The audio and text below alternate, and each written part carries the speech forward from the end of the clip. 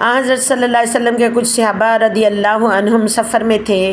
دوران سفر میں وہ عرب کے ایک قبیلہ پر اترے۔ صحابہ نے چاہا کہ قبیلہ والے انہیں اپنا مہمان بنا لے، لیکن انہوں نے مہمانی نہیں کی بلکہ صاف انکار کر دیا۔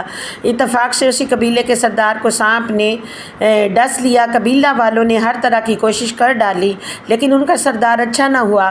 ان کے کسی آدمی نے کہا کہ چلو ان لوگوں سے پوچھیں جو یہاں آ کر اترے ہیں، ممکن ہے کوئی دم جھاڑنے کی چیز ان کے پاس ہو۔ چنانچہ قبیلہ والے ان کے پاس آئے اور کہا کہ بھائیو، ہمارے سردار کو سانپ نے ڈس لیا ہے، اس کے لیے ہم نے ہر قسم کی کوشش کر ڈالی لیکن کچھ فائدہ نہ ہوا۔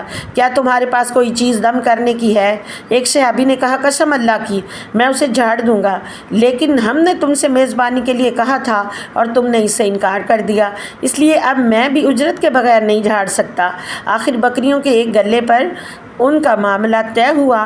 وہ صحابی وہاں گئے اور الحمدللہ رب العالمین پڑھ کر دم کیا۔ ایسا معلوم ہوا جیسے کسی کی رسی کھول دی گئی ہو۔ وہ سردار اٹھ کر چلنے لگا۔ تکلیف و درد کا نام و نشان باقی نہ رہا۔ بیان کیا کہ پھر انہوں نے طے شدہ اجرت صحابہ کو ادا کر دی۔